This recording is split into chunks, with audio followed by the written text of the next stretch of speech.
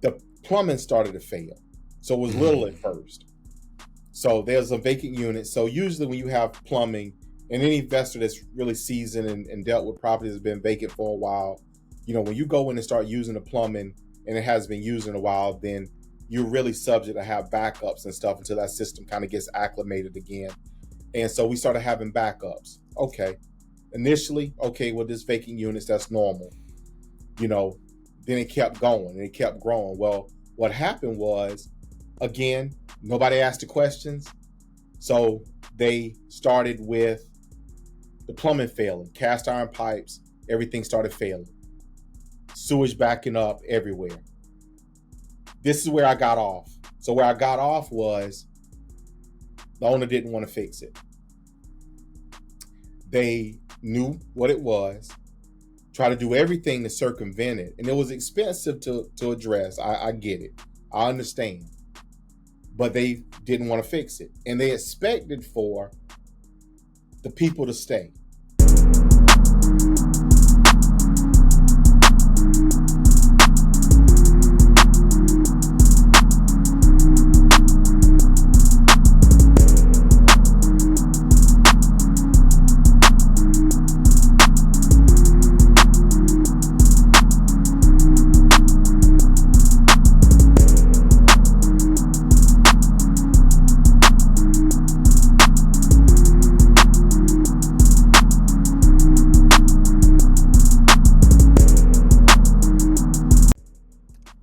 Hey gang, this is Mike Headley. We are back.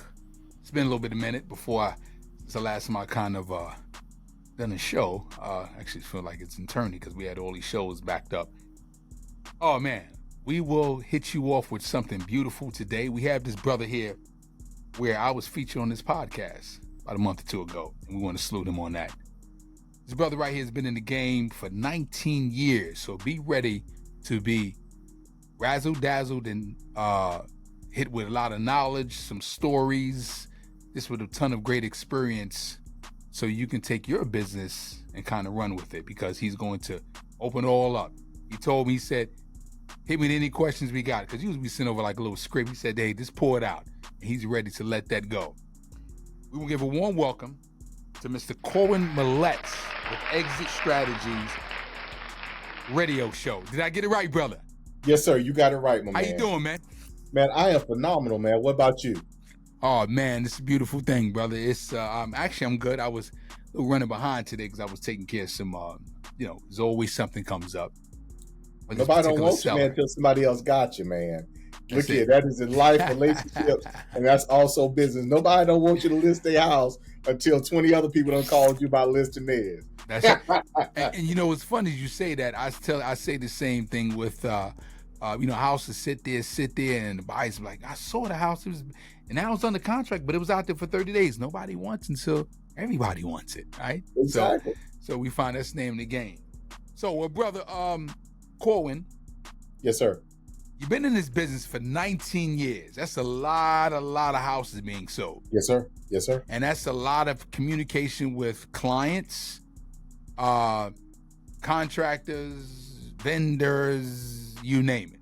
Correct? Yes, sir. Mm-hmm. Well, brother, we always want to take it back from ground zero. I've always said that I got into the business based off of me. I wanted to be a flipper. I've done some flips, but that encouraged me. Mm-hmm. People always want to know, what was that spark? What was that itch? What made Corwyn say, I need to get my license and I need to be selling real estate? So, I'm going to give you, this is my story, man. I mean, we all, got one. We got to be able to articulate it and share it. So, my great-grandfather, man, raised me. I was raised by my great-grandparents. My mother, she married a guy, moved away when I was a kid, and I didn't like the guy then. I love him now. They divorced, and I love him. Gotcha. But, we talk all the time. He's just at my house the other day when he visited town. Okay. But the shorter version is they raised me. So my great-grandfather was a carpenter. He used to work on houses. So as a kid, man, I followed him around. He moved, I moved. That's where I learned manhood from. And I was on houses, under houses, all through houses, making repairs, building houses, all that stuff with him. So I got an affection for houses from him, but I didn't like the work. I didn't like that labor, that physical labor, carrying them shingles up them ladders and all that kind of stuff, scuttling under the houses. But he also did what I know to be property management. So he oversaw properties for family, for other associates, collected rents, made repairs to their properties, all that kind of stuff.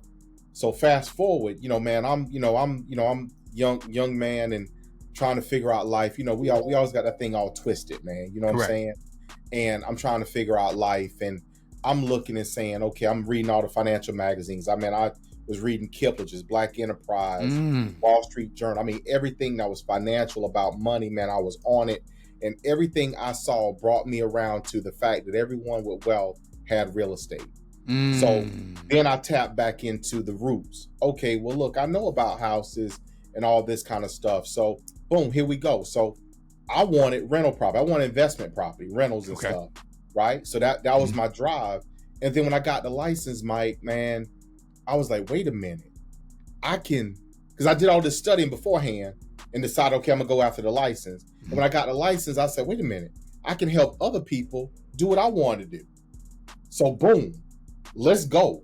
So I've been beating down doors, man, shaking trees, man, for all these years to encourage, motivate, inspire, assist, any other number of adjectives you want to put to it to get people to do the same thing that I want to do for myself. That's it right there. You said so many great things. We're going to unpack that.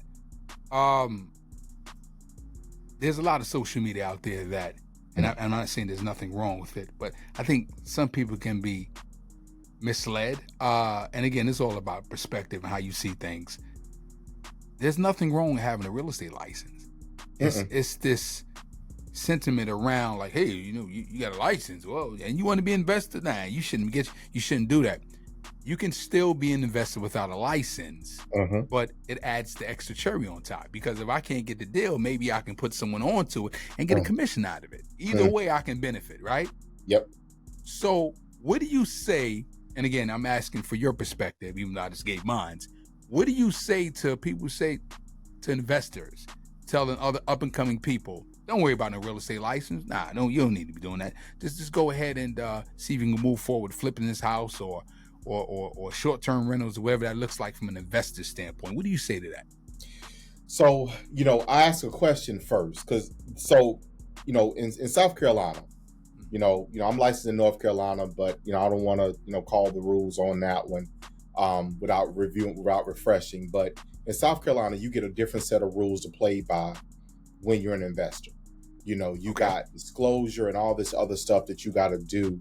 And you have to, as an investor with a real estate license, you can't, how do I want to frame this? Matter of fact, let me just say it plain, because I'm on your show. I'm going to say it plain. We can't take advantage of the other party as an agent. No matter what our position is, we can't take advantage. When you have a license, you can't take advantage. Now, if you're going to play by those rules, then get a license. You can do this, you can do that, you can do this, and you still got a lot of leeway. But for those people that want to, quote unquote, position themselves to win and don't care about the other person losing, they don't need a real estate license, because that's not their arena. They're not real estate agents. They are trying to win, and they don't care who lose. I like that. This is so many, like I said, good things you said with that. So in South Carolina, I'm quite sure all states should be. It can't, just because you have the knowledge, you've been through the schooling, certifications, you have to, it's more of a touchy area, correct? When you're, is that what I'm hearing correctly? So you gotta, so when you go in, seller, whoever wants to see this house, wants to sell this house, you go in, you make an offer. Well, number one, in South Carolina, you got to disclose them and tell them that you're an agent. Correct. With your license. Correct. Number two, if that consumer were to ask you or say to you or challenge you, which, I mean, to be blunt, they should, you're making them an offer based upon what's attractive to you. If they were to ask you, well, can I get more money for this house? If you are an investor only, then you're going to tell them whatever you want to tell them, which you're going to tell them, well, whatever, you're going to sell them on your deal. On the other side of it, though, if you're an agent, if you're a licensed agent, and they ask you that question, then you got to give them an honest answer. You can't fluff, you can't fabricate, you can't do anything. And I'm not advising people to be fluffing and fabricating. Correct. But you got to answer that question honestly.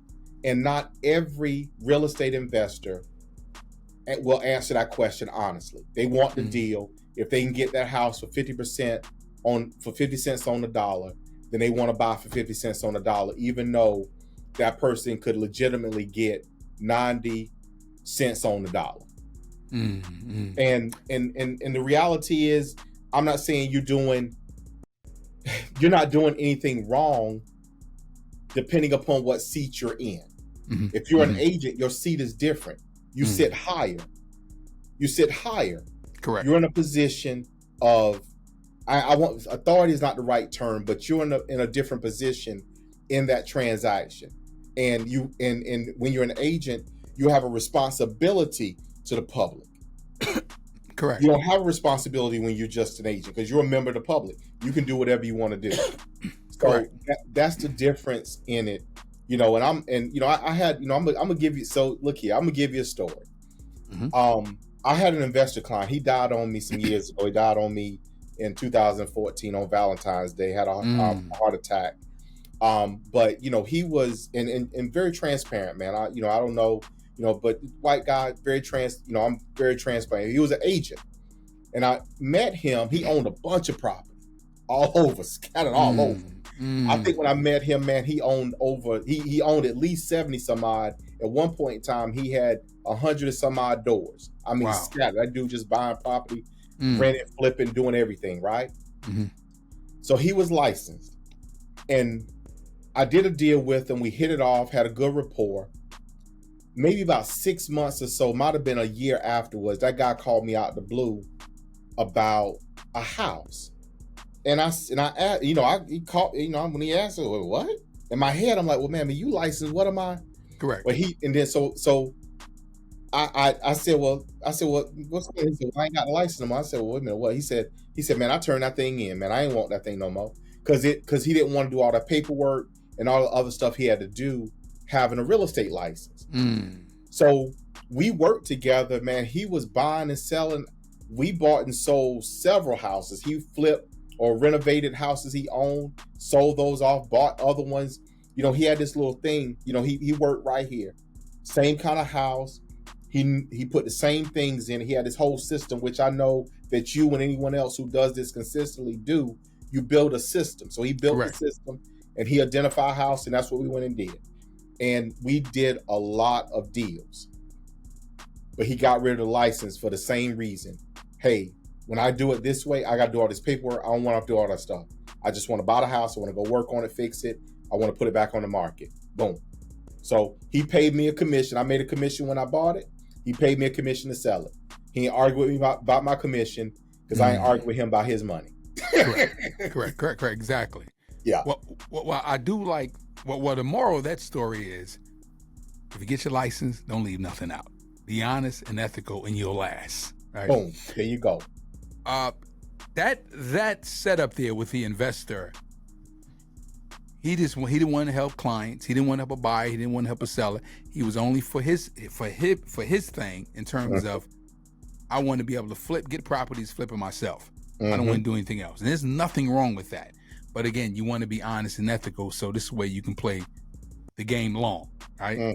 Long ball, man. Long ball. Long game. And we all know real estate is a long game. You agree? Yes, sir, I do. Long game. So, okay, let me scale back a little bit. 19 years into the business, you've ran to probably this profile of a client plenty times, I take it. Whereas when you work with investors, they want to use you to help buy property, flip it, and then do the resale. Now, we got to get to the part where we say, listen, this is the deal from hell. Man, actually, they just don't know I want to get rid of them. But I'm holding on. I am holding on to this till I finally close. Because I've been in this deal so long. I got stressed, probably picked up extra gray hair. I'm losing money. But I want to get rid of them. Matter of fact, when this deal is over with, they should never call me again. So, without giving no names, brother, we'll walk us down that deal. and tell me what was the end result of that. So, I'm big on a few things, man.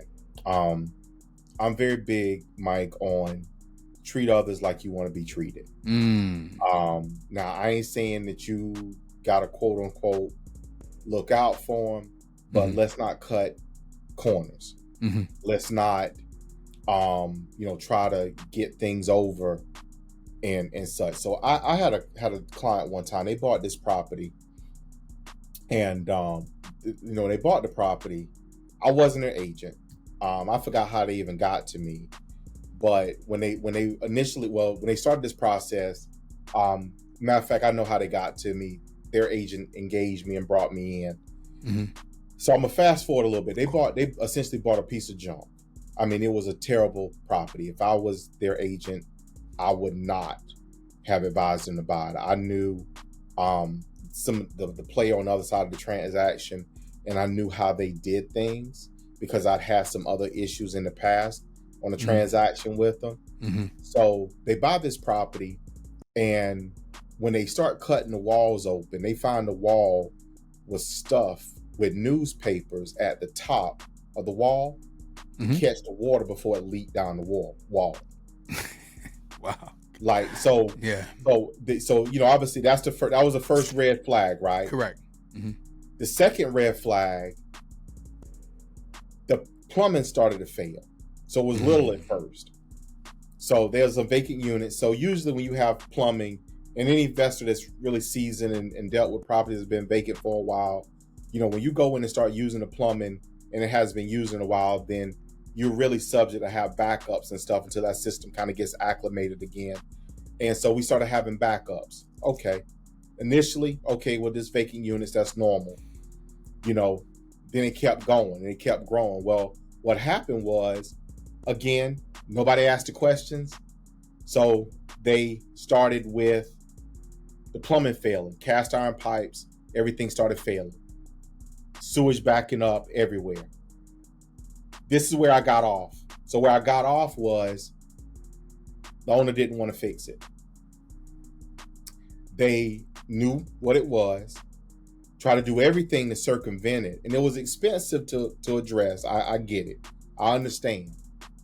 But they didn't want to fix it. And they expected for the people to stay. They expected for the residents to stay in that situation. That's not, we're not doing that. So we got off. So that's one. I've had, clients, I had one that, and this was a bad situation. Out of town investor, somehow or another got hooked up with a local contractor. They're not local. They're on the other side of the country. It might have been they were away from here. Let's put it that way. Contractor know me because I did a deal that they happen to be involved in as a contractor.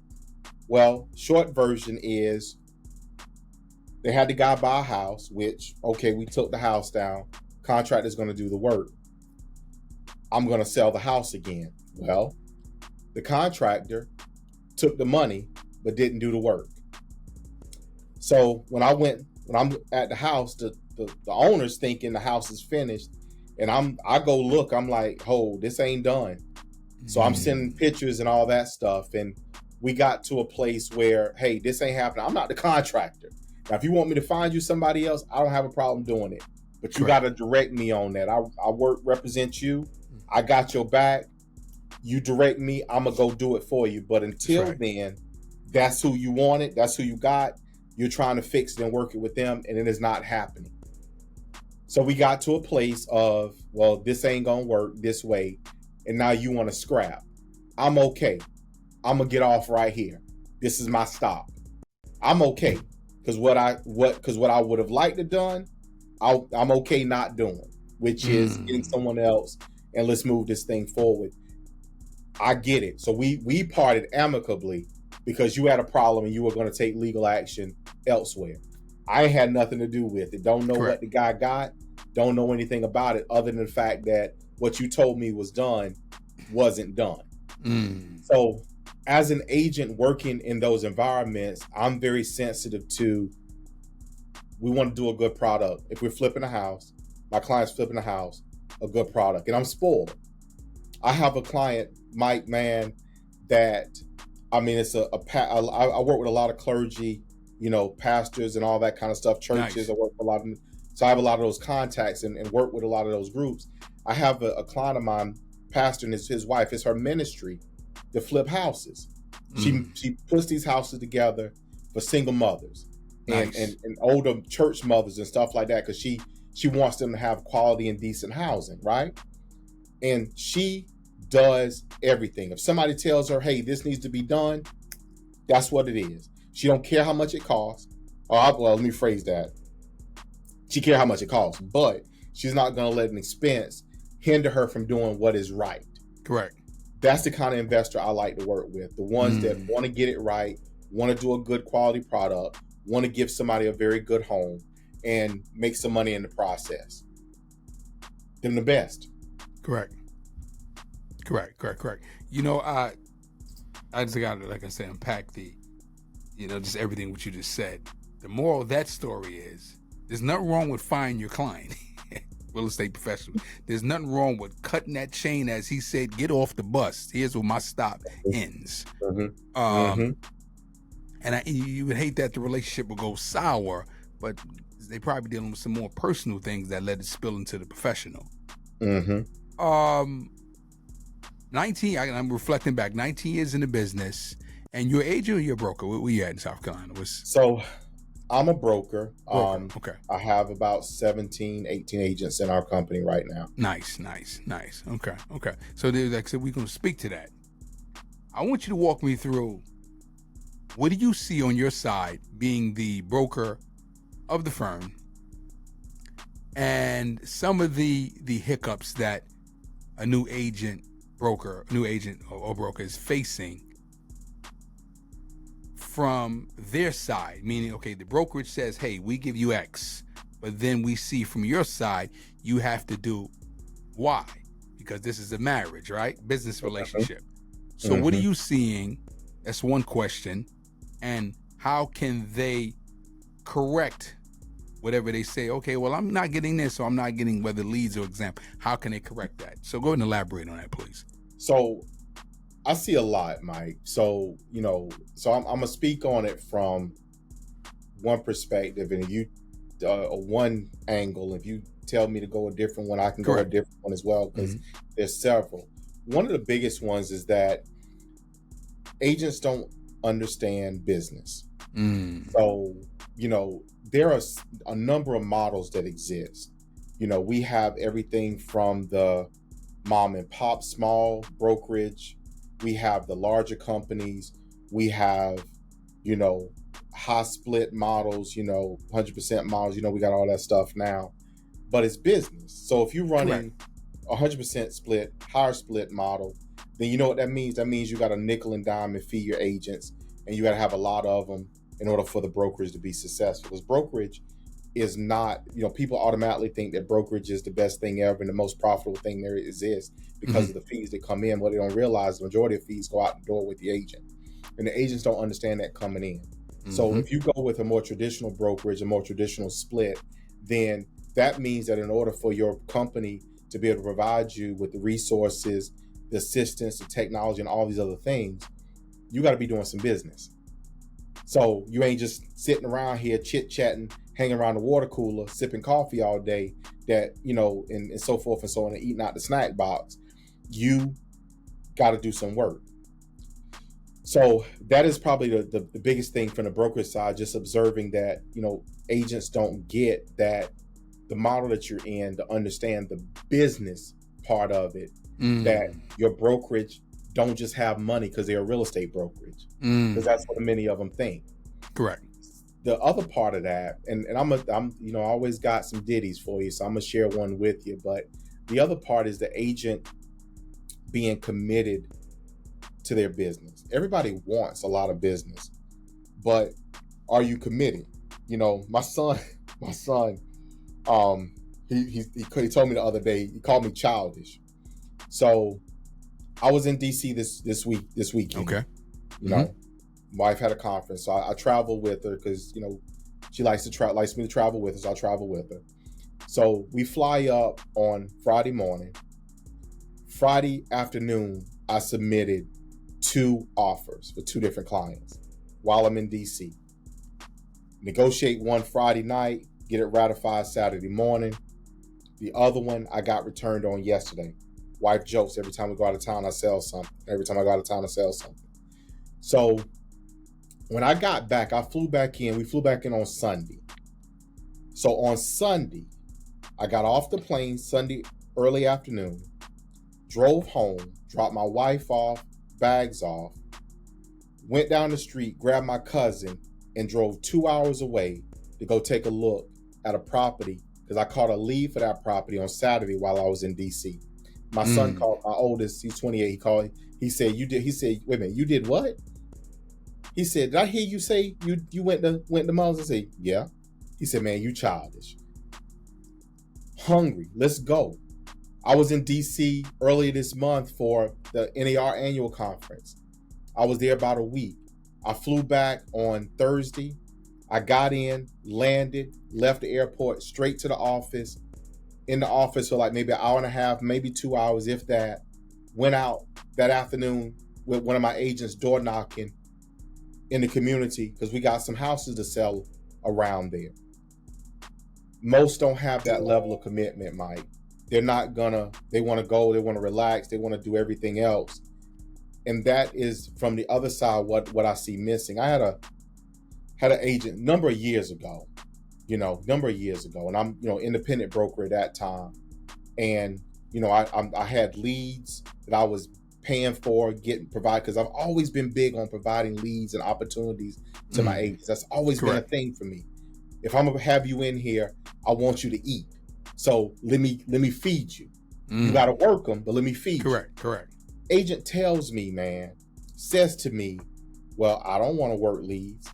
I want the business that you got. You want what? Wait a minute. So I've been doing this. My business is referral and all that stuff. So you want me to give you my referral business and work leads? You seriously? Completely blew me away. Needless to say, that agent didn't last with me very long. Time to go. Because you don't want to work. Correct. I'm paying for spending my money to provide you leads that I'm not charging you a referral fee for. I'm giving them. Michael used to give them. Correct. So I got myself out of the lead generation business this year. While we do provide leads, we provide them with other sources or through other sources so that we're not paying for them. Because if I'm generating and giving and you're not, and I'm not charging you anything for them, you at least give me the reciprocity of bringing the business back by closing it. Correct. And that is one of the things, man, that some agents, not all, some just don't get. They think that their broker is supposed to provide them and give them the business. Not the case. Are you looking for a real estate brokerage to help you buy or sell your property? The Headley Group Realty is here to assist you with that process. We also hire brokers to join us and give them the best training and mentorship, leading to a great office atmosphere and an attractive commission structure. Our goal is to show homeownership at the highest professional level and empower the real estate business. If you're interested in buying or selling your property, visit www.theheadleygroup.com or call us at 336-904-6212. We look forward to partnering with you. Well, we're going to touch on the lead part, which is a perfect segue, but I want to dive back into what you just now said. I've always said there's 2 things that I can't teach. I can assist, try to develop. You can watch the behaviors around you, try to pick up on it, but initiative and commitment, I can't teach that, right? Like either you have it, or you develop it, or you don't have it, right? So, and I think that part, in terms of real estate school, we going through the school, you're getting the information to pass the exam. You're getting that part. But I think they should really ask them. They should do like psychological tests and just kind of see where you at. Like, listen, okay, we get that part, but really 80% of it is the psychology part. right? The level of commitment, the initiative, the extra, the stuff from a mindset, setting your mind on that frequency of I'm closing. Now, outside factors, the market, you can't help if a buyer says, I want to work with you, but decide to go down the street. That's minimum. But the big piece of it is the commitment and the initiative, right? That part, I guess, you can't really get that from brokers. Now, you can, like I said, look at others around, the ones who are doing it, but I guarantee you they hold the lion's share of commitment and showing a lot of initiative, and that's why they got the business that they have, which you just clearly explained. Segue, leads. People on here watching, they said this brother been in the game 19 years. He got to have some good lead sources. He don't have to give all his secrets up. If he can drop one or two down so somebody could pick up from, whether it's paid or free or just an action step. You mentioned something a second ago, and actually we just did that last week in terms of door knocking. I think, even though it's outdated, but I think it's one of the best things you can do. But let me hear it from you, brother. Leads. What can an agent, new or seasoned, do to say, I need more leads? So, my real talk, man, I am terrible at follow-up. Terrible. Appreciate your honesty. I am. And I'm honest with that. And the reason, well, there's no reason. There's never an excuse. What I could do better is put people in, make sure they're getting constantly contacted, all those things, etc. What I do, and I ain't gonna say I do it well, but I must do it well enough. I'm decent at making sure that people are heard. When people come to you with a need or an idea, a spark, if you will, that I want to buy a house, I'll need to sell a house or what have you, they want to be heard. Oftentimes, we have a tendency to talk over people. Okay, we need to sell this, we're gonna do this, and we go. We done calculated the commission check, we down the road. But I hear people and I listen, I take my time, I run at their pace. Now, that don't mean that I don't bump into them and nudge them a little bit. Hey, let's speed up a little bit. But I run at their pace so that they don't feel like they were just a transaction, just a statistic. I had a young lady, I just helped her recently with her purchase. And, she is, single, just got life in front of her. Beautiful soul. Now, her mother called me about her. I talked to her about something else, but then she started talking about her daughter needing to buy a house. Well, her mother bought a house that one of my investor I talked about had flipped years ago. She had a different agent, but she remembered me. She's like, you on the other side of the transaction, but you made the transaction. So she called me and gets the daughter connected to me. And I took my time with her daughter. And her daughter said to me, we might have been, matter of fact, we would enter the transaction. Her daughter says to me, Corwyn, thank you. Like, what's up? What's up? She said, whenever I call, I know I'm not your only client, but you made me feel like I was your only client. When I called you, you answered, or you called me right back. You listened to me cry. You gave me tissue. You did all these things. And I know that you're busy, but you are never too busy for me. And that right there is how you build your business. We look for lead sources, but leads you got to call. None of the people don't know you. But when you're able to touch someone and provide impact, Mike, you take your business from 1 to 5, from 5 to 30, from 30 to 100. You accelerate your business because you take care of people, and people then bring you the business. If you can't call one of your past clients and they give you somebody else to talk to, you haven't done your job. You haven't. You ought to be able to pick up the phone. If you had only one client that one client should be singing your praises. One thing I used to do when I first started in the business, good, you know, my first year, so I'm gonna give you the run. I got my license in May of 04.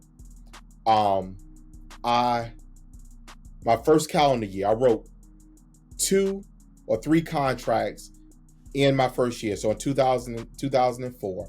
But I didn't start closing transactions until January of 2005. I closed about 5 to 9 transactions in 2005. In 2006, I closed 20 some odd transactions. Now, mind you, this is all as a single agent. I had a full-time job, man. I was a retail manager. So I had a full-time retail job, which means I was in a store all day long, and I still did 20 some odd transactions. I talked to everybody, people that came in the store. See, I think we miss an opportunity. See, you know, and I'm gonna mess with you a little bit, and I'm gonna take you with me, but just bear with me for a minute. Back in the day, in your club days, it used to be sport. You walk up to them at the bar, you see them, okay, and you stayed on them until you got them, right? That's it. Now, a lot of agents, man, can't be too stalkerish, but go ahead. Exactly. Yeah, but you look here. You made sure the cup ain't go dry. Exactly. And you made sure you know what was moving, right? Get her another drink. She didn't think she won. Yeah. Exactly. Yeah. Now, and I say this jokingly, man, but it's real. It's real. Correct. As agents, we have to be pickup artists. We got to be able to pick them up. But so many agents, they sitting around waiting for a seller or buyer to pick them up. You got to learn how to pick them up. You got to learn how to, hey, look here, you want to do what? You got to learn how to you know, and forgive it, but it's real. You got to learn how to spit game. But your game is real estate. And if you can't spit that real estate game, you ain't going to get that buyer to go and buy a house with you. You ain't going to get that seller to invite you over so you can sell theirs. That's where we mess up, man. So many agents are sitting around waiting to be picked up instead of out here picking up clients. You can pick them. I picked up a buyer at the store across the parking lot, man, today. Nice. All you got, look here, she looking at my shirt. Look here, you look at me too hard. You look here, you look here, we gonna talk. Pick them right on up. Okay, bet you need to be in my home buyer workshop this weekend. Let me get you this flyer. Let's go. Mm-hmm. We don't do that, man. And that's one of the challenges that agents find. They're not good at picking. They're uncomfortable. If I got a good waitress, a waiter, when I go out to eat, I'm trying to pick them up as an agent from my office. So if you got that level of service and skill, then you need to be over here where you can make you some real money. Great point. Mm-hmm. Exactly. Mm-hmm. I'm sorry, man. I'll keep going with this thing here, man. Well, no, brother. All this is some good stuff here. I mean, this is because what happens is, you know, we get a lot of, core of our audience is investors and brokers and agents. And again, a new one can pick up so many great jewels you said, and I kind of here at my office, I kind of push the same tone.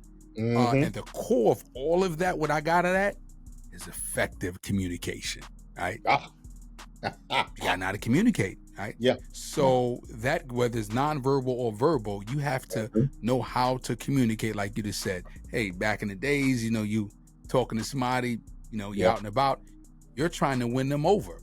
It's a great book by Grant Cardone called Sell or Be Sold. Awesome, right? And it was like every time you open your mouth, you're selling something. You always selling, you're always on, right? I like that, brother. I want to transition over to, like I said, the 19 years into the business, and you've seen some markets up and down. It's like myself as well.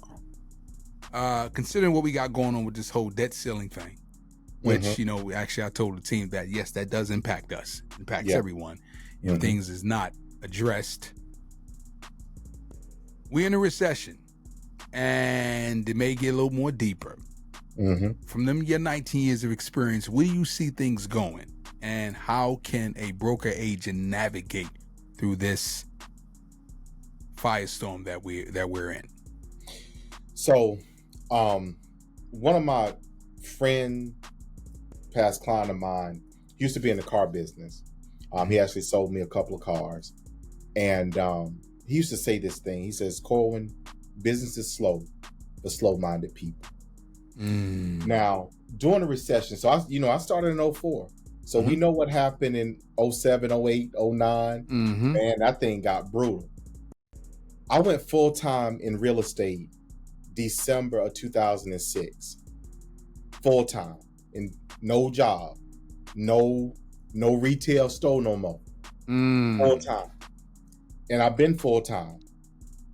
I tell people that in 07 and 08, like 07 was another 07, 08 additional breakout years for me.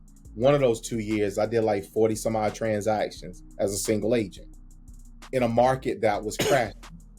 Correct. And I tell people I was too stupid to know any better. I didn't get focused on all the things that was happening around the industry. I got focused on the core, what people needed. People always need housing. Correct. Period.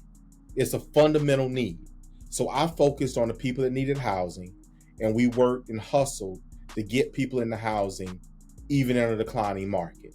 It gave us leverage for negotiation, but it gave us a fever because we had to be fast. Because you market it today, tomorrow, it might be worth this. So we had to hustle to get people in. So what I've been advising our group here, what I tell any agent, is to focus on the core. Yes, you're right. There is going to be an impact in the industry if we do have this issue of default by not raising this debt ceiling. Yes, it's going to impact people. One, you're going to impact the economy because you're going to slow the money coming from the government into the street. You're going to have upsets in programs because there's no funding. Other things are going to have to happen. Yes, all those things are going to happen, but fundamentally, people still need housing.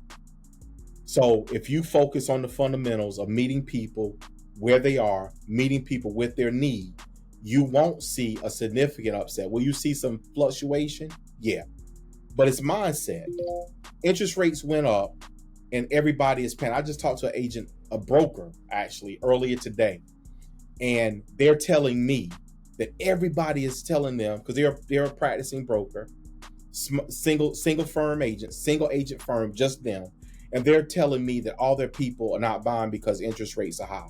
Interest rates are low in comparison to what they were. Correct.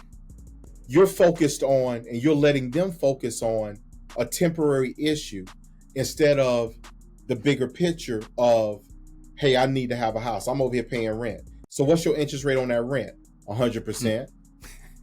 Correct. But you worried about a 6% interest rate. I think you got better odds to go ahead and buy. You're letting them focus in the place that's hindering them instead of focus on the opportunity to move them forward. That's what we as brokers got to get our agents to understand and realize. And as agents, we have to embrace and understand that we're meeting a fundamental need. Everybody want to talk about, social media got people always talking about wealth, investing, and all this other stuff, but nobody has a fundamental understanding of any of it. At the base, on real estate, it is about housing. Correct. Who you housing, if it's your house, your roof for you, or your roof for somebody else. Ultimately, we're talking about housing, and people need shelter. So if you focus on that fundamental, you will have a plethora of business.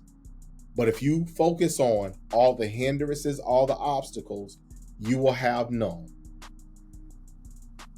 I like that, brother. I mean, you said so many great things there. It's, people ask all the time, particularly, the team, okay, well, what's your thoughts on the market? Like, where you see things going? I like what you said. Stop focus on the outside and focus on exactly like what you just said. People need housing. I've always compared it to the Kentucky Derby, when the horses, they put them blinders on for a reason, right? So the horse ain't over there or somebody focus exactly on what's in front of them. You can't control that. Stop trying to control the uncontrollable. You can't get away with that, right? Because people will buy. Like you, brother, you've been in the game 19 years. You've seen this.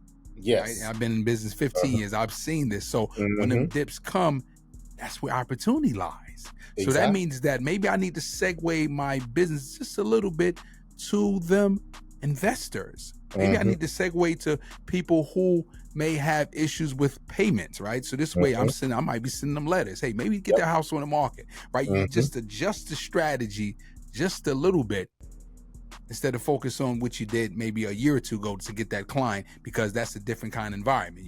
Probably won't get the same results. Exactly. Corwyn, brother, listen, you really enlighten us with so many great jewels, brother. Like, we could sit here and talk for hours. You are definitely now alumni of the show, because we got to do a part 2. Man.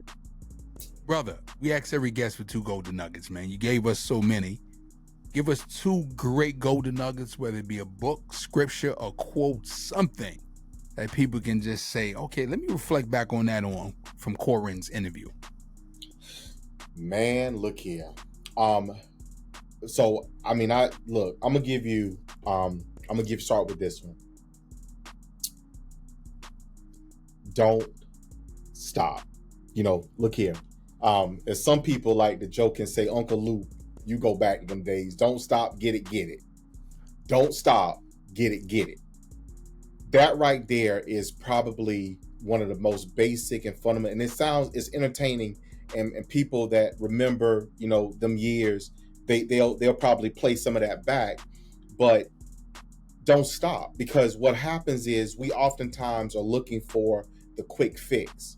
So we do a particular thing and we don't get the quick fix, and then we stop doing it. But if we would have kept doing it, we would have reached our goal. So don't stop generating leads. You are a lead generation machine. Always. That's what you do every day. If you got 50 leads, go get 50 more. Keep generating leads, because in those leads, you create additional opportunities. So that's number 1. Don't stop, get it. The second part, or the number 2 that I would say, would be along the vein and making sure that we speak to others the way that and speak to and of others the way that we would like to be spoken to and spoken about. We have a tendency to gripe, complain, criticize, and bring all this negative energy into our lives and into our spaces because we want to critique instead of compliment. Nice. There is opportunity in that. I joke with my lenders, like one of my lenders, when she calls me, or if I call her, I say to her, I say it just like this too, Mike. I say, hey, money. That's how I talk to her. I said, people don't know how to talk their money. Y'all all correct, mean and vicious because you don't feel you got enough money to make it through the month. So you're talking mad to your money, and your money get upset with you and it don't act right. You got to learn how to talk to your money, but you got to learn how to talk to people. And for agents, for brokers, you got to learn how to talk to your agents. You can't talk to them all the same way. Sometimes you got to back up off of them and approach them differently to get them to understand the same thing that you can say to this one this way. You got to say it over here differently. Agents, your consumers are the same. So learn to talk to people how you want to be. You can't be nasty, mean, and mean-spirited towards people. The other agent on the other side of the transaction. No. You're going to get a lot more flies, if you will, or better flies with that honey than you will that vinegar. You're going to get them fat ones. You're going to get them fat ones with honey. You're going to get the old skinny, narrow ones with that vinegar. So make sure that you're talking to, and that when you speak to people, that you're embracing people, because that embracing is an invitation. You're inviting people. People will call you because they like to talk to you. Brother, let me tell you something, man. This has been a very good interview. I'm sitting here, like I said, you see me kneeling down. I got the pen in the hand because I was writing some notes down, because I'm always, not always, but a continuous lifelong learner. And I feel as though I don't know it all. I'm always pick up a good jewel or two that I can implement in my business. Brother, is there a question that I didn't ask you that you would love to answer? Mike, there ain't a question that you asked that I don't think I wouldn't answer. We got to be open. We're in a service industry. Correct. We provide service to people. So the short answer to the question is no, you didn't. But, just be reminded, everyone who's listening, no matter what side of of it you're on. If you're an investor, if you're an agent, you're a broker, you all provide service to someone. Essentially, you're looking to make money as an investor, but you're looking to help someone save their home. You're looking to make money as an agent. You're looking to help somebody provide wealth. As agents, as brokers, we're looking to help our agents create a business and build a business. We're all looking to serve someone. You cannot serve someone and yourself from the same spoon at the same time. So there has to be some sacrifice in there somewhere or another, somewhere. So Mike, man, I appreciate you having me on the show today, my brother. So let me tell you, audience here. Now you can tell this brother got a radio show because he is true inspirational. I gotta ask him one question. I ain't gotta ask him 10 questions to get that answer out. He gave us a ton of wealth of knowledge. And again, Corwyn, we want to thank you for being on the Headley Group Real Estate Show. And like I said, I was honored to be on your show. Thank you. Listen, you're an alumni, and we're going to end off in saying thank you again. We'll see you all next time on the Headley Group Real Estate Show. You guys take it and continue to like and subscribe. Hey, gang, I hope you really enjoyed that show. Our guests provide us some great tips and insight, and please support them on all social media platforms. And while I'm saying that, support us on all social media platforms. And don't forget, watch the entire video on YouTube. We'll see you next time.